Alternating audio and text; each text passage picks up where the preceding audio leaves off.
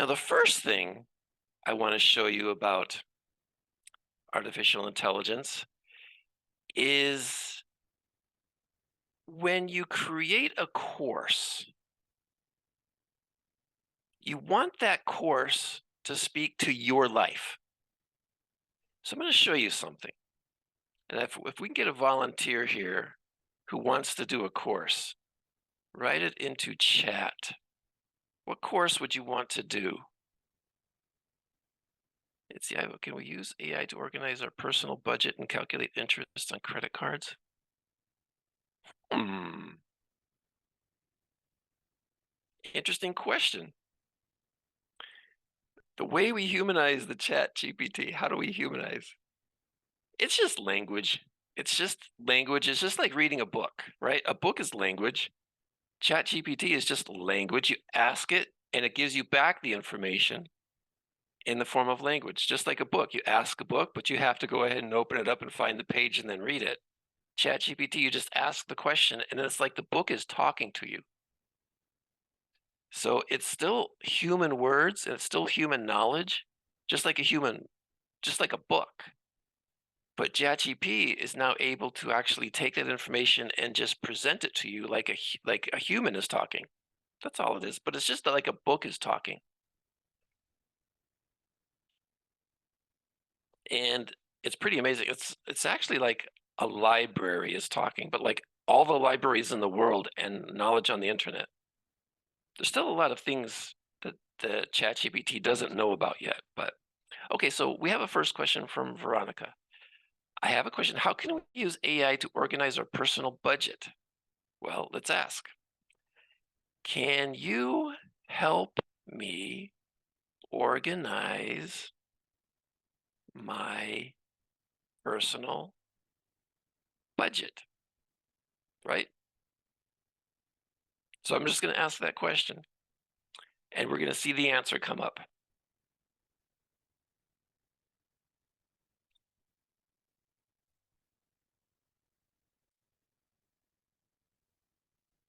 So, absolutely. Let's start by organizing your personal budget. Here's a simple approach we can follow. First, you list your income sources. Then you categorize your expenses. Then you track your spending. What are you spending it on? You set your financial goals. You know, how much do you want to save? If you have like a vacation or a debt that you have to pay off, how much money do you have to set aside within that cash flow to meet that? So then you create a budget plan. How much money can you actually spend so that you're able, so of all the money you have coming in, of all your income, a certain amount of that money will go to paying things, but there's also money you want to budget for vacation, rent, food, loans, entertainment, transportation, parties, whatever. And then, so you create a budget. And the best way to do that, I think, is to use like a spreadsheet, like Excel, so that you put your income, you track how much money is coming in from your income, and then you're doing categorizing your expenses and then typing in your expenses, but then also typing in like for if you have debt and you have to pay a certain amount of money on your debt each month, type that in as a payment you have to make. And then just make sure that you don't go over your budget. So that's where we start there. And then the other part of the question was calculate interest on credit cards. That's okay. We'll see what AI can do. Um, how do I calculate interest on a credit card? And you'll see it doesn't just give like a simple answer like, oh, just multiply by the percent APR or something like that. It actually gives you a really detailed answer so that you really understand what to do. And so you'll see understanding your annual percentage rate, convert APR to daily interest rate, determine your average daily balance, calculate the daily interest, calculate monthly interest, example calculations. So you'll see that you just ask a simple question. What was the question we asked? How do I calculate interest on a credit card? And it gives you a complete answer. And in this instance, it's giving you an example calculation. Let's say your APR is 18%, your average daily balance is 1,000, your billing cycle is 30 days. So therefore, your daily interest rate is 18 divided by 365 is about 0.0493%. Daily interest is about, it gives you about $1,000 is about 0.4. So that's like 50 cents a day. Monthly interest is $14.79. So that gives you an idea. If you have other fees that stack in, like a late penalty fees, you have to add in that too. Okay, so you'll see that this is really powerful. You'll ask a simple question, but you'll get a complicated answer, but it's really educating. Okay, let's see, what else do we have?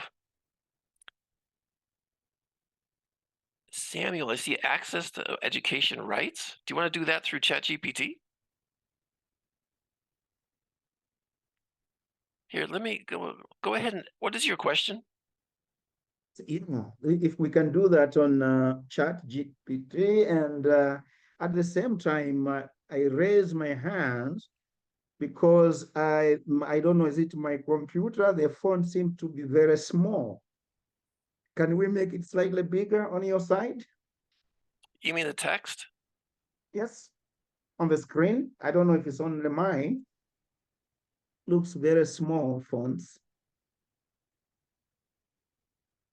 Does that So help? that, If I make the screen smaller, does it make it pop up well, better for on? me, it may be good for me, maybe not to others. So do you have that problem, my colleagues? If I go like that, does it fit on your screen better? Yes, I can see better here, of course, to my side, yeah. Thank Okay, you. I have to kind of make the shape of that window kind of the shape of a Mhm. telephone, and then I think it'll fit better on your screen. Yeah. Can you zoom in Thank and you. out? Now I can, yes. Yep, now I can. Okay. Sure, thank you. Thank you very much. Yeah, it's access to education. Yep, we can go So there. I'm trying to understand what you mean by access. I'm going to say, so can you help me access educational rights, Right. something like this? Yes, exactly. Okay, let's see what That's- answer we get. hmm. Absolutely. Educational rights Hey, are fundamental and can be accessed in various ways. yes. No, you're So right. you identify your educational needs, Yes. know your rights, Yes. local laws and Hmm. policies, explore online education options, Wow.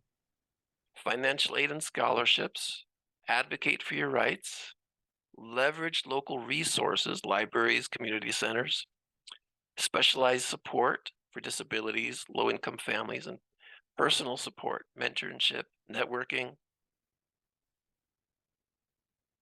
So those that gives you some opportunities on how to access your educational rights. But like everything in life, you're going to have to put out the effort. It tells you what to do, but you have to do it. And that's basically why you're all students right now. It's like you have a goal to reach, so you're putting together this effort to learn your courses, get your credits, get that degree. So it takes effort to get your degree at AIU. It's going to take some effort. But then once you've completed all the studies and you've completed your payments and you have that degree, doors start to open. and then you start reaching your goals. Okay, so one thing I want to show you right now is I don't see anybody who wants to take a course. Okay, I see a proposed course here from Tom. Understanding the right to development. So I'm going to say, give me, I'm going to shorten this up, 4 questions for an exam for the course Understanding the Right to Development. Okay.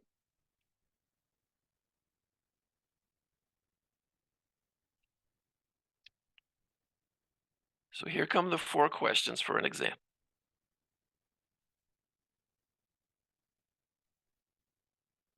Now, as you read these as you read these questions, you're going to see the first one is explain the concept of the right to development as recognized in international law. Very simple, very general.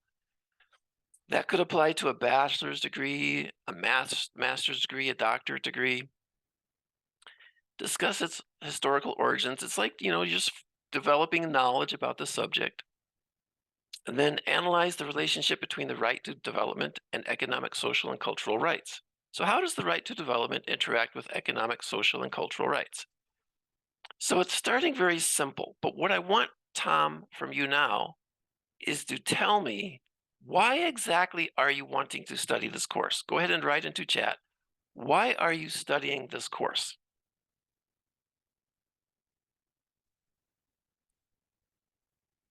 And I'm going to come down here and rewrite the prompt. Give me 4 questions for an exam for the course Understanding the Human Rights to Development. I'm going to write in the context of, and Tom, are you able to write why you want to write this, why you want to study this course for understanding the right to development?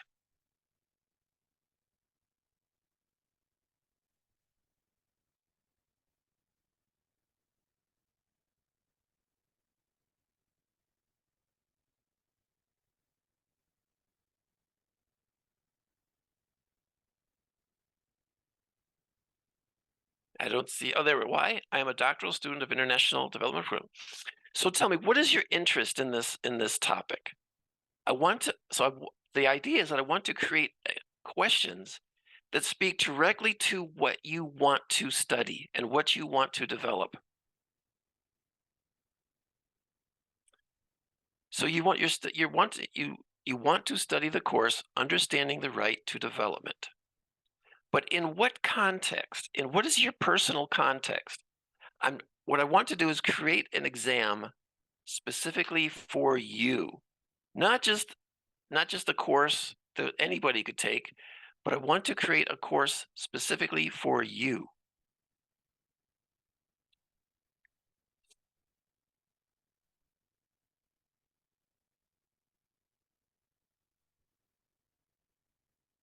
So let's just try something here. Give me 4 questions for an exam for the course Understanding the Right to Development in the context of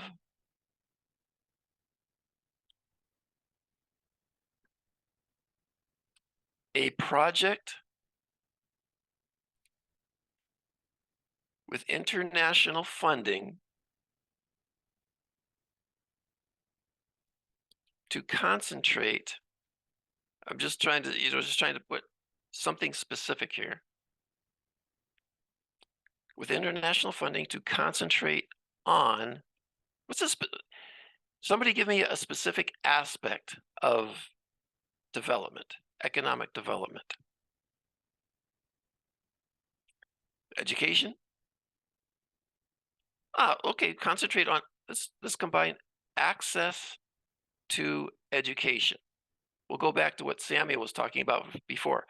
So it's a course for understanding the right to development in the context of a project with international funding to concentrate on access to education. I'm going to write that educational rights.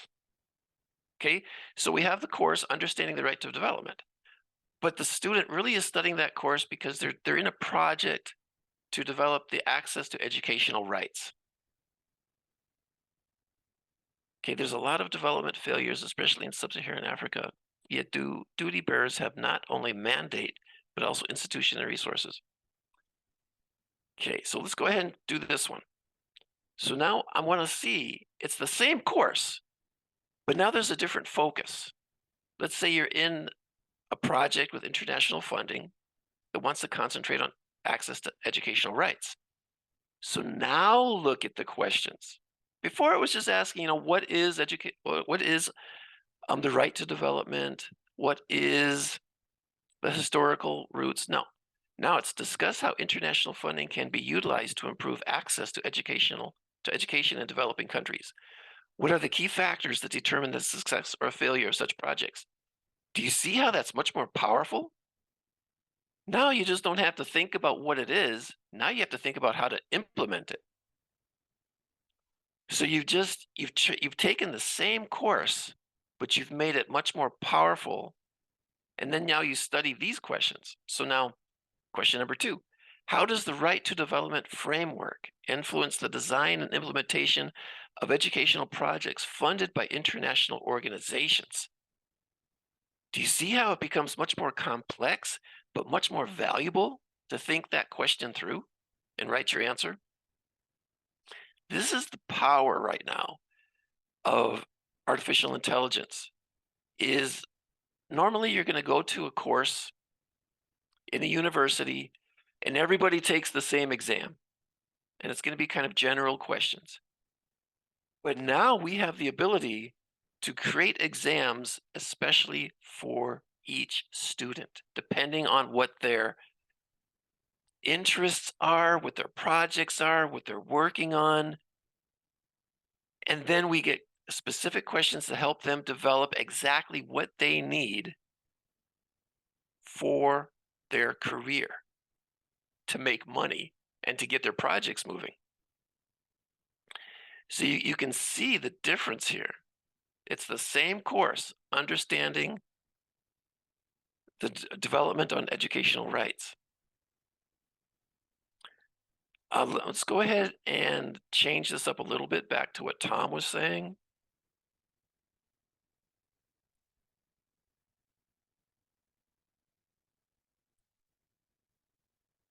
Whoops, it's interesting.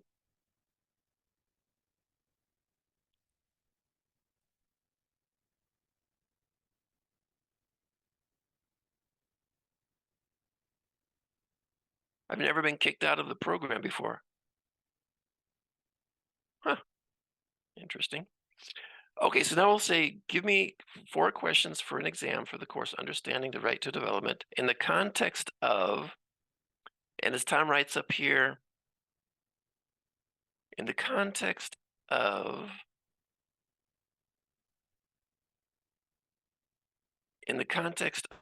sub-Saharan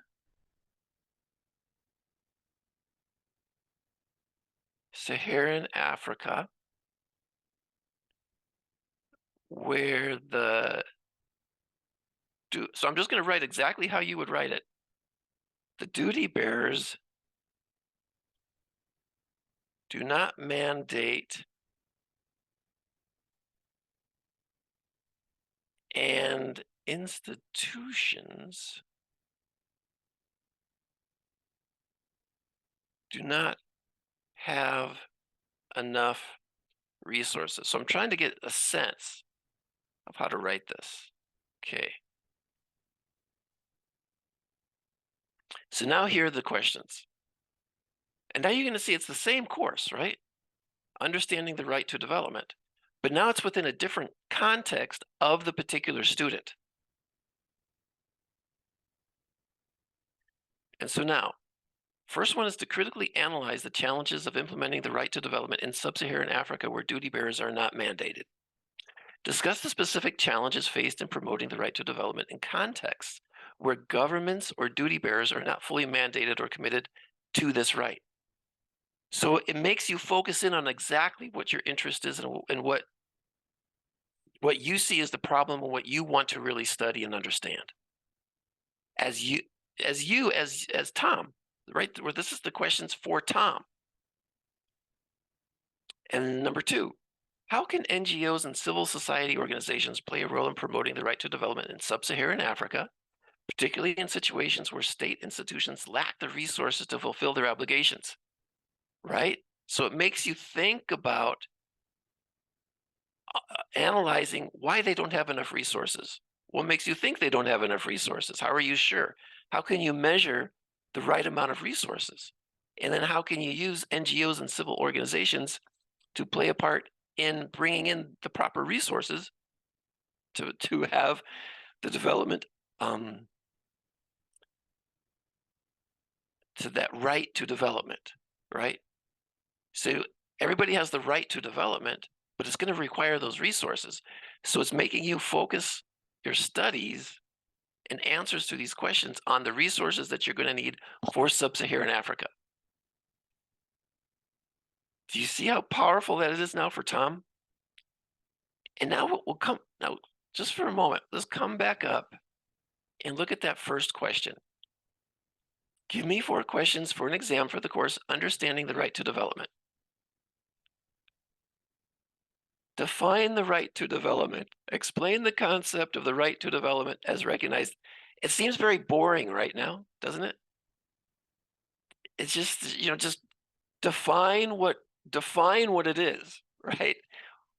That's what does that mean? It's too simple. It's too general. It doesn't speak to what the student wants to do. And then question number 2, how does the right to development interact with economic, social, and cultural rights? It's just making you kind of think through the process. Very simple questions. Very simple questions. Discuss the roles of organizations such as the United Nations and the World Bank in promoting and implementing the right to development. Very simple. And then when we come down here to Tom's questions, right here, that first question, discuss the specific challenges right there. That's telling you something that this is a very deep question, much deeper than just that general question before. Discuss the specific challenges faced in promoting the right to development in contexts where governments or duty bearers are not fully mandated or committed to this right. It just opens up this takes that question, that course, from say a bachelor's up to a doctorate. And even if you're in a bachelor's program, this makes your studies so much more powerful. It takes a question and turns it from like a high school question to a university question. When you start having to think exactly about the things that you're interested in. So this is one thing I wanted to show you, the power of ChatGPT and artificial intelligence to create questions for your courses. And all you have to do is study those questions and answer them for an exam. And I put 4 questions here just because I didn't want a lot of questions, but usually I ask for like 6 or 8 questions for an exam.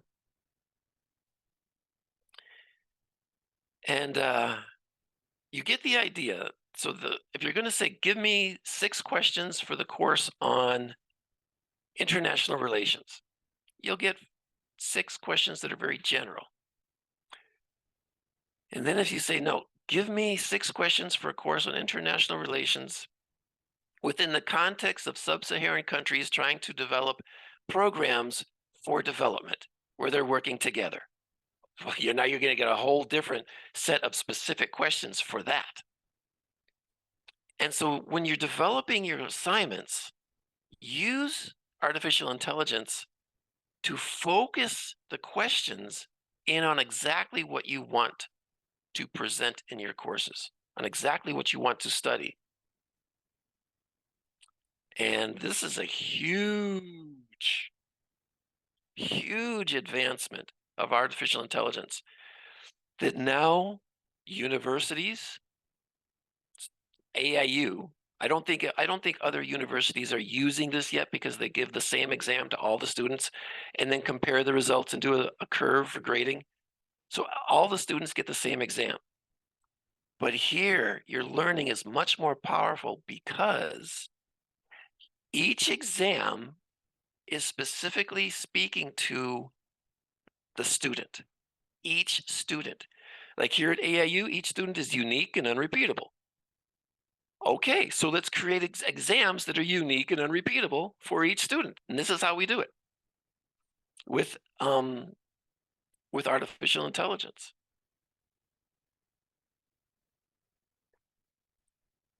Let's see. One thing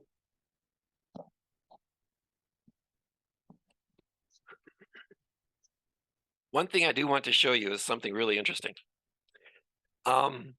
Help me with a statistical analysis of my data. So we'll say, I to collect the data, I threw a bag into a bucket from different distances. I threw the bag 10 times for each distance. From 3 feet, I threw I threw I threw the bag in 7 times. So I'm just writing out very simply from 5 feet, I threw the bag in 5 times. From 10 feet, I threw the bag in 2 times. Give me a statistical analysis. I have to write these words correctly. Analysis. There we go. So let's see. So I threw the bag in from 3 feet, 5 feet, and 10 feet. It's now creating this program to it's looking at the success rate, percentages, means, mediums, standard deviation. So now it comes back. Bag throw success rate. So it's giving a success rate, total throws. Success rate. I have analyzed your data and provided a statistical summary. The mean success rate was 46%. Median success rate was 50. Standard deviation was 25%. These statistics summarize how well you performed across different distances. Can you give a linear regression analysis? So now it's going to be thinking up linear regression model, distance, feet, success, linear regression model. It's putting it together. So if you actually program your data analysis, you can actually use this Python code to create your own statistical analysis. So now look at here. It just created a graph for linear regression analysis, throwing it 3 feet, throwing it 5 feet, and throwing it 10 feet. So it created this linear line to showing how the farther away you are from the bucket, the success rate goes down. And it gives you like a numerical graph of that linear regression. So the linear regression analysis indicates the following. The slope is minus 6.92 with an intercept 88.21, which would be in percentage. This means that for every additional foot in distance, the success rate decreases by approximately 6.92% for every foot, right? The intercept suggests that at a distance of 0 feet, theoretically starting point, the success rate would be around 88%. So if you were standing right over the bucket, you would maybe miss 1 time out of 10 if you were standing right over the bucket. But now here comes the special part. Write a sample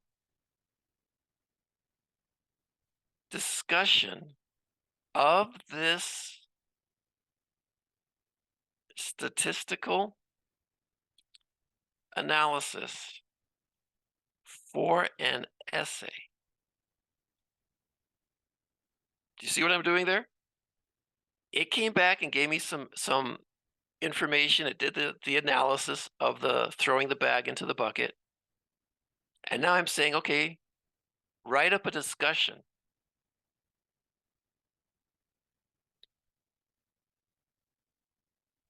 And this is what you would write into your essay or in a paper that you're researching that you're going to publish.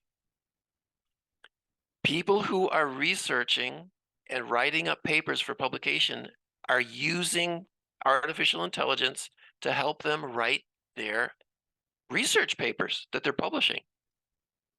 So you have your discussion. And you'll see that the statistical analysis conducted on the data collected from the experiment, which involved throwing a bag into a bucket from different distances, provides valuable insights into the relationship between distance and success rate. Then you'll see your success rates. You'll see your mean success rate. Your linear regression analysis is in here. Implications and interpretation. And you'll see right there, if you read that, it's actually interpreting the results for you. And then it actually gives you a conclusion.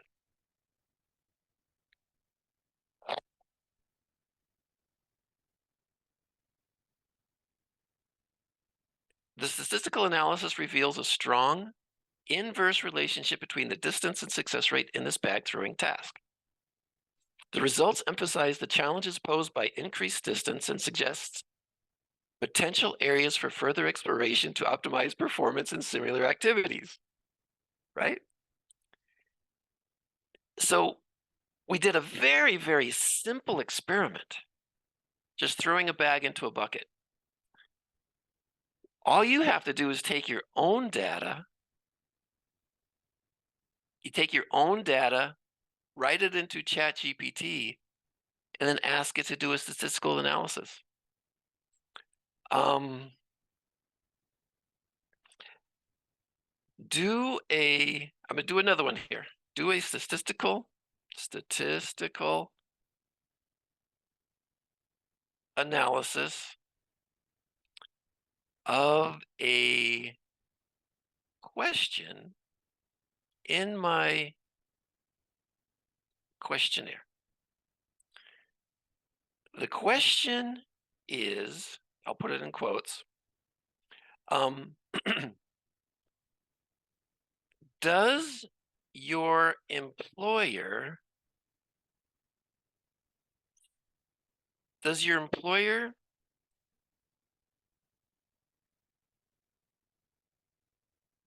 recognize your efforts on the job? Okay, so there's the question. And then I'll say results were, I'll keep this simple.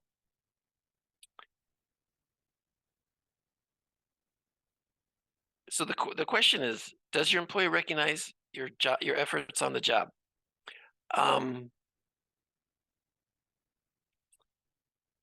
50% said no.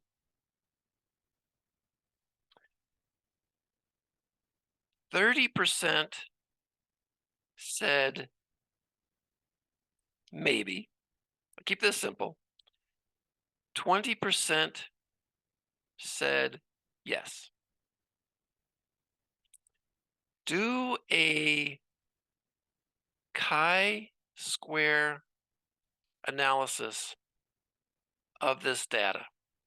So very simple question, right? I did a questionnaire to some no, to some employees and said, does your employer recognize your efforts on the job? And these were the results. Okay, let's see the analysis. So first, it's going to create a program to do the statistical analysis. It's going to create these arrays. It's going to do the chi-square p-values, the degrees of freedom, that DOF right there, expected frequencies. So it's doing some expected frequencies for a contingency. So the chi-square analysis results for the question are follows. The chi-square statistic is 6.84. The p-value is 0.03. So we see that the p-value is below the significant level of 0.05. So this is a significant result. So the interpretation, the p-value is 0.033 is less than the commonly used significance level of 0.05. This suggests that there is a statistically significant difference between the observed responses and what would be expected if the responses were evenly distributed. If each response had equal likelihood of 33%, right? So, in other words, the distribution of responses is not random, indicating that the results are more likely to answer true. If you need further analysis details, feel free to ask. Please write well, this is artificial intelligence is a computer, so I'm not going to say please. It's not human. It doesn't understand the word please. It doesn't feel like if I'm appreciating it or not.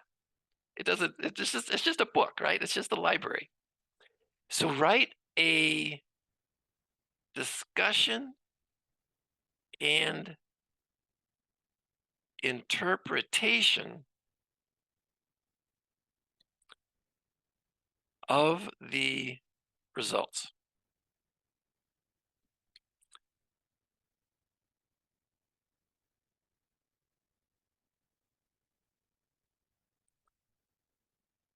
So now you're going to actually see the discussion part of your essay, where it's discussing what this all means, and then you're interpreting the results. So now you're going to get more text. And this is just for one question. You may have 15 questions, and you're going to have to write in each one of your 15 questions to get this discussion of each question. So you'll see that you get a lot of information to work with. I mean, it even goes into these findings have important implications for employers and HR, human resource professionals. The lack of perceived recognition could lead to decreased employee morale, lower productivity, and higher turnover rates. Employers should consider implementing or improving recognition programs to address these concerns. Clear communication about recognition practices and ensuring that all employees feel valued could improve overall job satisfaction and engagement. Incredibly valuable. So even if you're in your own business and the business contracts you to do a sort of a research analysis of their employees, you start giving the employer information like this, they're going to give you money because you're saving their business. You're making their business strong. You're showing them statistically that this is significant, that the results of the questionnaire were significant, and they better do something about it because, as it says here, they could be higher turnover rates, decreased employee morale, lower productivity. And so just from that simple question, we've developed this whole analysis of what's going on. And this is the power of artificial intelligence to help you develop your research, your courses, your knowledge, and your ability to sell this for money.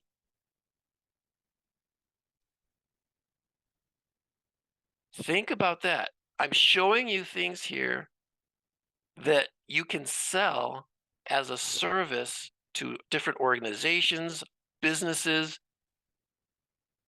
NGOs, the government. If the government wants to understand things about, let's say this public health or even education, and they want to understand things about people in the community, you go out, do some questionnaires, write them very simply into like here, you write them very simply into artificial intelligence. So let's say you're in public health and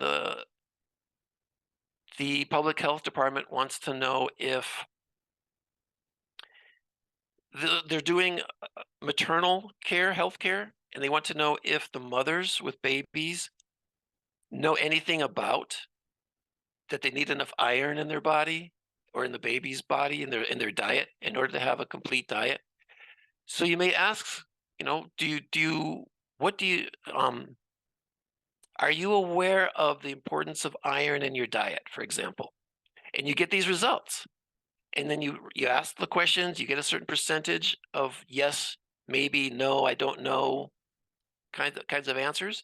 You put them in here, and all of a sudden you get this perfect explanation of the results with an interpretation and the implications of what that means when a mother isn't aware that the importance of iron in the diet. And maybe a question like, do you know what foods to eat to increase iron in your diet? And they may say no, yes, I don't know, something like that. And you give those questions, and then you create a report for the public health department, and they pay you money because you're a professional researcher. And it's because you know how to use artificial intelligence to analyze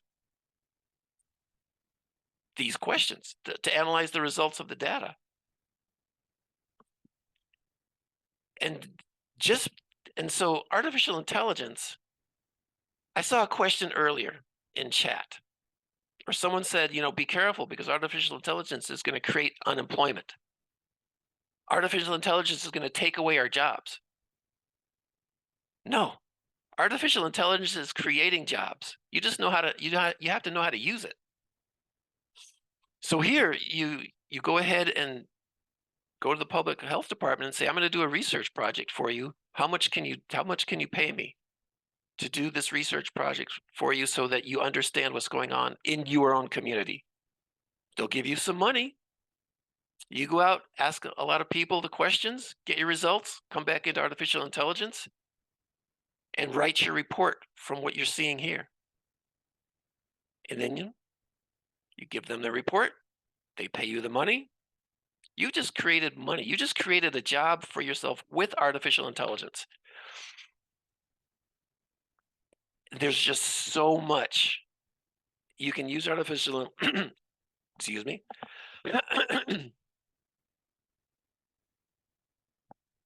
You can use artificial intelligence to create business plans. So you could go into business selling business plans. You can have artificial intelligence create stories. You can go into business creating stories. Ismail, let's go to your question.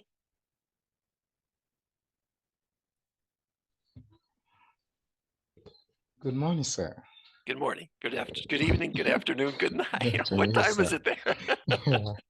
Yeah, actually, this is 5:50. It's evening here. It's evening. Yeah, I'm only using the It American looks like time. the sun is setting behind you. Yes. Yeah. Thank you, sir. Doctor, I have some questions. Yes. Yeah. At first, I want to find out when do we stop submitting our assignments? Since we are graduating November 14, 2024, I want to find out first. I mean, especially, let me say, majorly weekly classes, I want to find out when we should stop submitting. I have seen assignments submitted up to about 2 weeks before, and in rare cases, like 1 week before graduation. So, like, the student was already graduating, but they needed to finish one course. So they had to finish that course within 1 week of graduation, and then they could complete the graduation. But I would say just, make sure you get all of your courses complete like 4 weeks before graduation.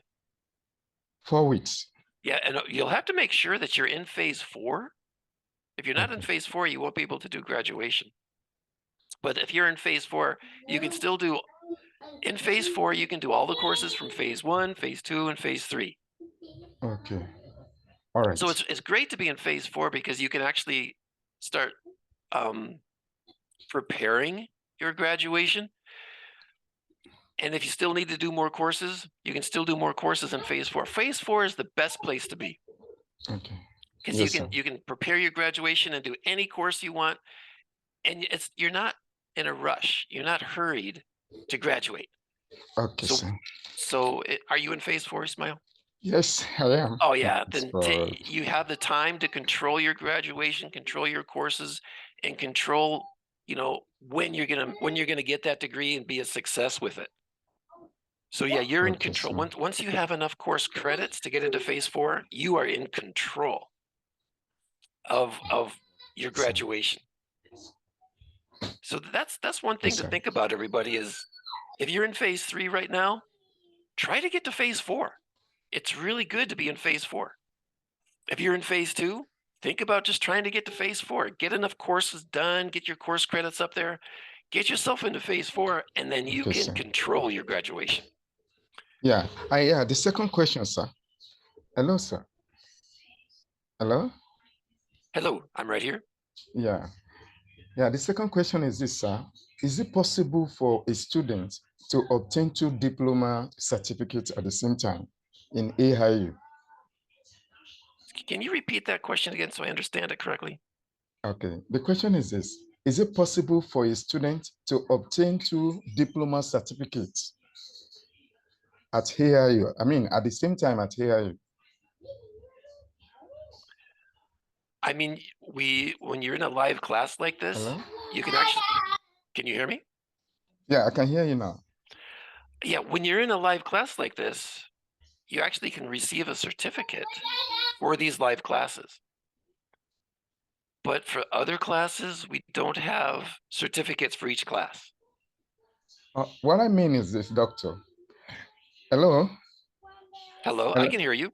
Yeah, what I mean is this. Since BSc credit is 120 and the master degree is 150, suppose the student has already above 120 and is graduating probably November 14, and his credit is almost attained to 150. Is it possible for him to obtain 2 diploma certificates, perhaps his degree No, credit up to 150?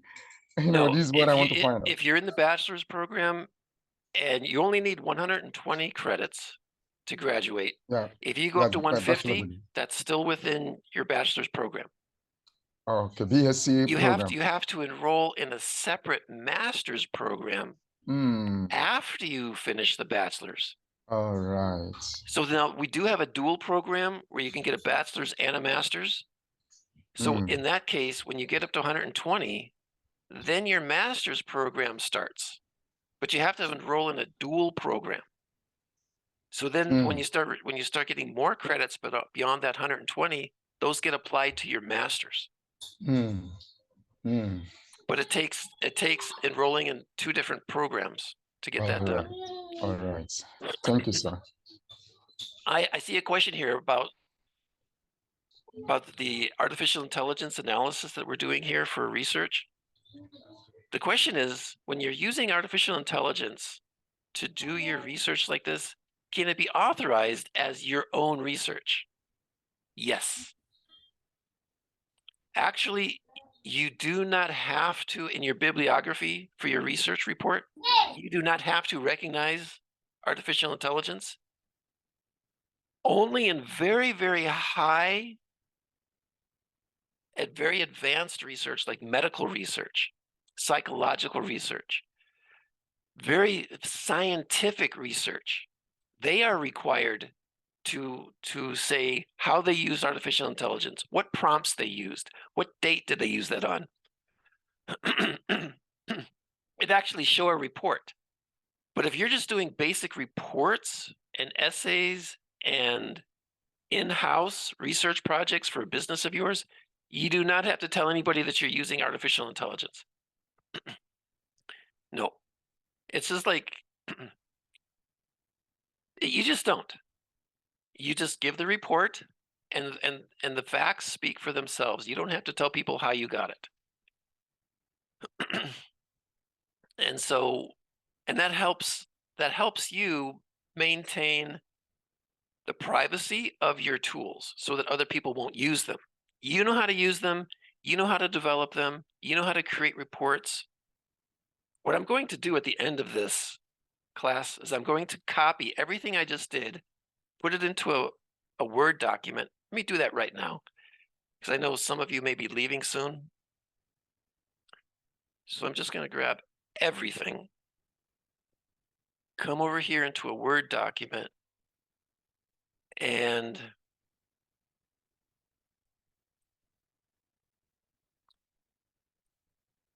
copy it over.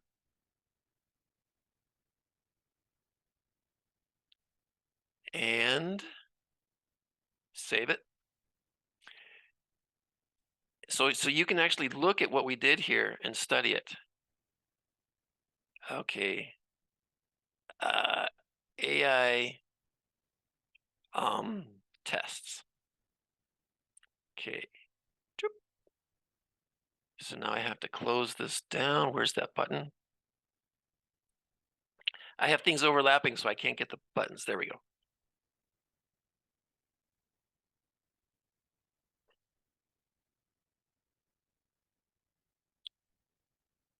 Format.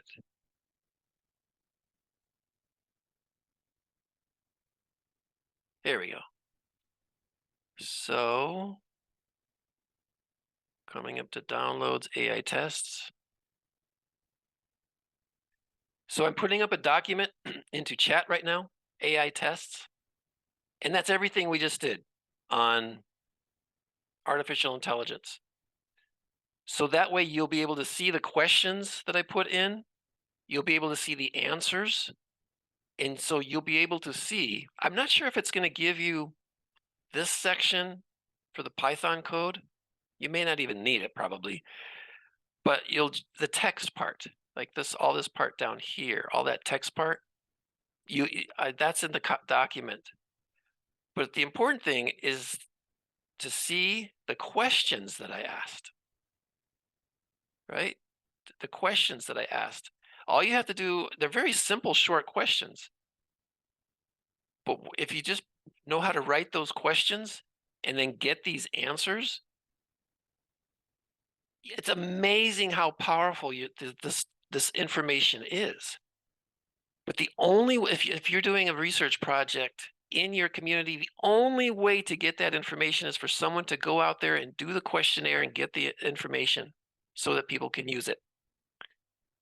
And so if you're the only one in your community that knows how to use artificial intelligence to do statistical analysis like this and develop reports of interpretations and implications, you're going to find work in NGOs, with the government, public health department, educational department, everybody.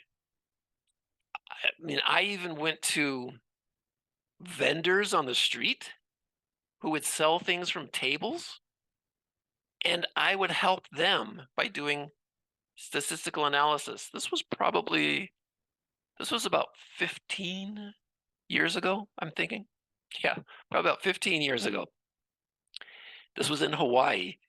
And I would go around to the people selling goods, products, and services and like that at tables in a fair, right? In a market fair, like you get out on the street, people selling food. And I would do an analysis of their business and tell them how to change their prices so that they would make more money. I would do like a little questionnaire of their clients to say, okay, what price, how much, if you had this price, how much would you buy? If you had this price, how much would you buy? If you had this price, how much would you buy? If you had this price, how much would you buy? And then I translate that into a calculation to which price, based on the consumer demand, what price would give them the most profit? And it turns out to be a curve like this. And at that very top, right down below, that's the price you want to set. So I would go around and tell them, you need to change your prices to this. Sometimes I'd say you'd have to lower your price. Sometimes I have to say you should raise your price. You're going to make more money. And so I would go around and I would make some money helping them create more value for their business. And maybe they only worked like once a weekend. Sometimes it would only be like one or two times a week that they would set up this fair and sell. So it was very important to them to maximize their profits because you put in a lot of work to take all of your products, set up your table, sit there all day in the hot sun, and you want to really make it worth your while. So I'd say, hey, you know how to do your products, you know how to sell them, but do you know how to set a good price? No. Do you know anything about economics? No. Let me help you. Let me do a little study of your consumers, and I'll come back with you and tell you what prices you should set for these products to maximize your profits. And they loved it, right? And so even you could use this. You could use artificial intelligence here to put the results of your study for consumer research and then have it say, according to this, what would be the best price to maximize my profits? And artificial intelligence will do the calculations for you and tell you what the best price is. We don't have time to do it now, but you get the idea. So that really helps you in your business. Really helps you in your business. So yeah, you can use artificial intelligence to help you set prices for anything.